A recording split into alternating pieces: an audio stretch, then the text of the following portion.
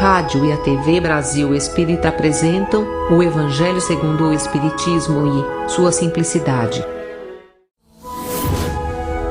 Apresentação: César Perry.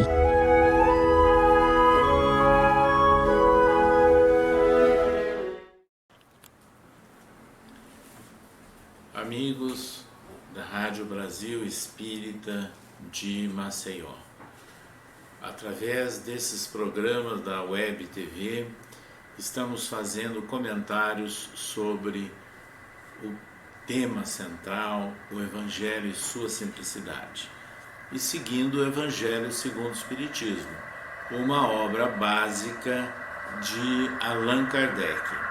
Então, é nessa obra básica que nós vamos encontrando os fundamentos, relacionados com a essência cristã do Espiritismo. E é interessante que nós estamos às vésperas das comemorações do Natal de Jesus. O Natal de Jesus significa 220 anos do nascimento de Jesus. E hoje nós vamos dar início ao capítulo 17 do Evangelho segundo o Espiritismo, que de certa forma tem relação com a essência dos ensinamentos de Jesus. É o capítulo intitulado Sede Perfeitos. Allan Kardec inicia colocando versículos de Mateus: amai os vossos inimigos, fazei o bem àqueles que vos odeiam e orai por aqueles que vos perseguem e vos caluniam, porque se não amais, senão aqueles que vos amam, que recompensa teríeis com isso? E aí os publicanos não fariam a mesma coisa? E Kardec complementa então com um final, desses versículos de Mateus, dizendo o seguinte: sede, pois, vós perfeitos, como o vosso Pai Celestial é perfeito. Esses versículos de Mateus, sem dúvida nenhuma, baseados no ensino de Jesus, tem tudo a ver com o significado do Natal de Jesus. Então, para nós espíritas, é muito importante nós lembrarmos, e nós temos as informações de natureza espiritual, que o nascimento de Jesus, a vinda de Jesus, foi preparada espiritualmente. Emmanuel nos relata isso no livro A Caminho da Luz, psicografado por Francisco Cândido Xavier, dizendo que seria a vinda de Jesus coincidiria com o período de maioridade terrestre. E seria, na verdade, aquele período chamado de o século de Augusto, em se referindo ao imperador César Augusto. Então, nessas condições, é bom lembrarmos que foi o momento de um auge do Império Romano, mas que houve uma prática mais explícita de paz ou de respeito entre os povos ali conquistados pelos romanos e de grande progresso. Isso era importante. Então, a presença, por exemplo, de um diálogo entre as várias províncias, os vários reinos, utilizando o grego, que era um idioma tradicional, o próprio latim, e as vias de comunicação, as estradas, que os romanos construíram a partir de Roma em direção às várias regiões do vasto Império Romano. Então isso tudo foi importante, para facilitar posteriormente a divulgação da mensagem de Jesus. Pois bem, chegando então naquele momento do nascimento de Jesus, nós lembramos que o evangelista Lucas faz o registro que anjos apareceram a alguns pastores. Quem eram os anjos? Espíritos. Então, esses espíritos esclarecidos apareceram aos pastores e fizeram um anúncio: eis que vos trago novas de grande alegria e que será para todo o povo. Então, eles estavam anunciando o nascimento de Jesus e que seria motivo de alegria para todo o povo. E que alegria seria essa? Os ensinamentos novos, que representaria toda a tarefa, a missão de Jesus aqui na Terra. Então, passada essa etapa, né, vamos lembrar, já na maturidade de Jesus, que ele nos deixou, na verdade, uma proposta muito diferenciada, comparando, por exemplo, lá com o Antigo Testamento. Embora o povo hebreu e a tradição judaica, eles sempre sedimentados na ideia de um Deus único, né, do monoteísmo, e Moisés recebeu a tábua, né, com os 10 mandamentos, é importante lembrar que muitas daquelas informações eram típicas de registros, de recomendações para uma época daquele povo. Então, tinha uma essência divina, mas tinha também uma natureza terrena ou civil. E Jesus, ele muitas vezes ele usou a seguinte frase: ouvistes o que foi dito aos antigos, eu, porém, vos digo. Então ele passava a complementar, aprofundar ou até substituir, de certa forma, algumas práticas que eram típicas de um passado, mas não condiziam mais com a realidade. E é assim que ele foi portador da lei do amor para a humanidade. Essa é a grande mensagem, é a base essencial do ensino de Jesus, a lei do amor. Então a lei do amor tem a ver com esse trecho inicial de versículo de Mateus que nós lemos, aqui do capítulo 17 do Evangelho segundo o Espiritismo. Amai os vossos inimigos, fazei o bem àqueles que vos odeiam e orai por aqueles que vos perseguem e vos caluniam. Então, nessas condições é que nós passamos a compreender uma modificação, uma mudança, uma transformação proposta por Jesus. Porque onde tinha a prática do dente por dente, do olho por olho, a ideia de um Deus punidor, juiz vingativo, agora Jesus estava trazendo uma outra ideia. Deus é Pai, Deus é misericórdia, é o Criador de todas as coisas. É como disse Jesus e registrou João, Deus é amor. Essa é a grande, então, mudança trazida por Jesus. Essa mudança, ela ficou muito bem registrada em todas as frases, em toda a proposta que Jesus desenvolveu no Sermão da Montanha, o Sermão das Bem-aventuranças. Bem-aventurados os aflitos, bem-aventurados os perseguidos, e assim vamos compreender que todos teriam um papel, teriam um lugar no mundo e seriam bem-aventurados, falando então de um futuro, de um destino, de uma aventurança.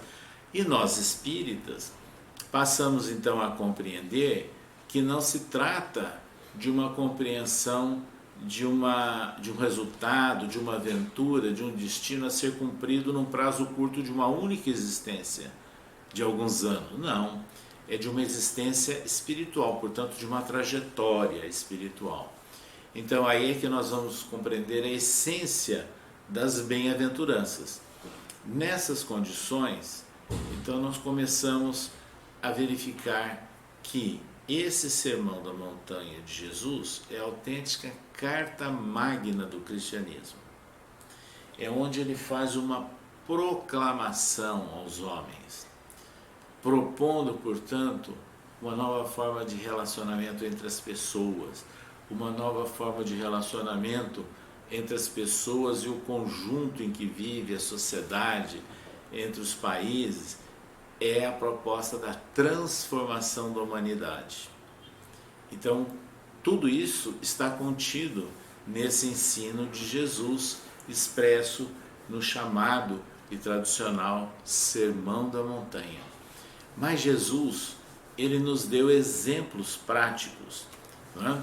Curando pessoas, levantando aqueles que estavam caídos, quase mortos, atendendo pessoas que estavam sedentos de informação, de carinho, de acolhimento, fortalecendo a fé, então ele trazendo esperança, abrindo uma nova perspectiva no coração, na mente das pessoas.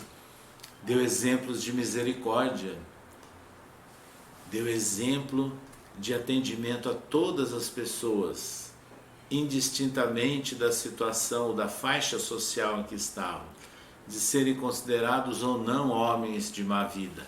A todos ele estava chamando e dando uma oportunidade. É nisso que consiste a lei do amor. É nisso que consiste, então, a essência, a ideia das bem-aventuranças. Mas Jesus, além de fazer tudo isso, ele estava dando também aspecto de prático do intercâmbio com a espiritualidade. Se o anúncio da chegada dele, do nascimento, foi feito por anjos ou por espíritos, é interessante lembrarmos que certa feita Jesus subiu ao Monte Tabor e ele, sendo, segundo o livro dos Espíritos, um espírito puro e perfeito, ele se viu envolto em luz. E nessas condições, ele passou a dialogar com dois homens mortos, Moisés e Elias. Então ele estava restabelecendo o diálogo com a espiritualidade. Se um dia no passado Moisés proibiu o uso da mediunidade porque fazia um mau uso, um mau emprego da mediunidade, agora Jesus reinaugurava esse intercâmbio mediúnico. E o interessante é que essa prática ficou presente, não é? Em todos os seus discípulos. E ele próprio, a sua mensagem foi fortalecida, foi consolidada após a crucificação, porque ele deu demonstrações do sepulcro vazio. E ele apareceu, né, a Maria Madalena no terceiro dia após a sua morte física, após a crucificação, e apareceu 11 vezes num período de 40 dias. Para nós espíritas não é ressurreição, para nós espíritas é aparição espiritual, em condições até de tangibilidade, de materialização. Então Jesus deu forma, deu certeza que os espíritos continuam a viver, que o espírito é imortal, que o espírito se manifesta. E foi exatamente essa mensagem que deu força aos seus discípulos, aqueles que foram executar esse trabalho, não é? Após a crucificação do Mestre. Pois bem, além desses aspectos espirituais, né, consubstanciados na certeza da imortalidade da alma, nos exemplos de vida, fazendo uma nova proposta de conduta, de hábitos entre as pessoas, trazendo o respeito, a ideia da fraternidade, a ideia da solidariedade, a ideia da misericórdia. É interessante que Jesus, ele fez determinadas afirmações já no final da sua existência física. E isso foi registrado pelo evangelista João, que é justamente aquele que deu um foco maior nas questões de fundo espiritual. Então ele registra, João, que certa feita já no final Jesus disse: eu sou a luz do mundo. E aqueles que seguirem, né, aproveitarem essa luz, alcançarão o reino dos céus. Que luz é essa? É a luz que ilumina caminhos, é a luz que mostra a razão da vida. É exatamente essa a ideia. E Jesus, já naqueles instantes finais, certa feita também dialogando com seus discípulos, disse assim: eu partirei, mas eu vou apresentar o caminho a vocês. E aí Tomé não entendeu e perguntou: mas mestre, que caminho é esse? E Jesus deu o seguinte esclarecimento: eu sou o caminho, a verdade e a vida. Ninguém chegará ao Pai senão por mim. Então vejam, mais uma vez Jesus ampliando horizontes, né? E trazendo esperança, novas perspectivas para os homens.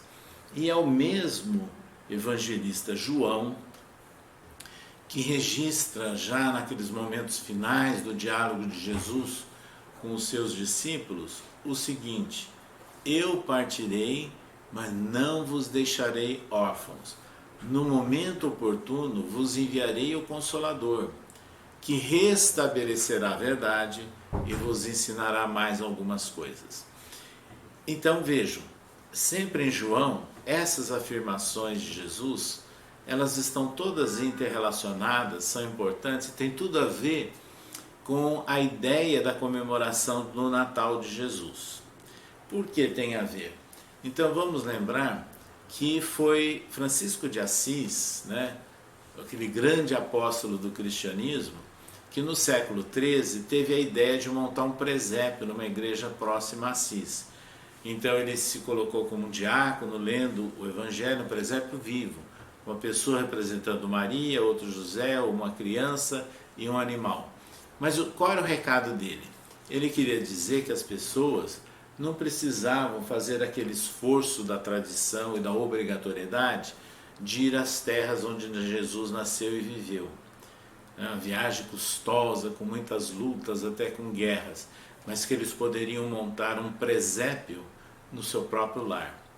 O que significa isso? Apego ao formalismo? Não. Na verdade, Francisco de Assis estava dizendo o seguinte: nós poderíamos montar o presépio, lembrando o nascimento de Jesus, dentro dos nossos próprios lares. E nós espíritas entendemos perfeitamente essa ideia, dizendo o seguinte: trazer o nascimento de Jesus ou presépio para a intimidade do nosso lar significa relembrar os seus ensinamentos. Trazer à nossa memória o nosso estímulo de ação com base nos ensinos de Jesus, para que Jesus realmente nasça na nossa intimidade. E é por isso que o Livro dos Espíritos tem anotado o seguinte: a verdadeira adoração é a do coração. Então não são as questões formais, é essa do íntimo, do coração, e que se expressa na prática, na ação.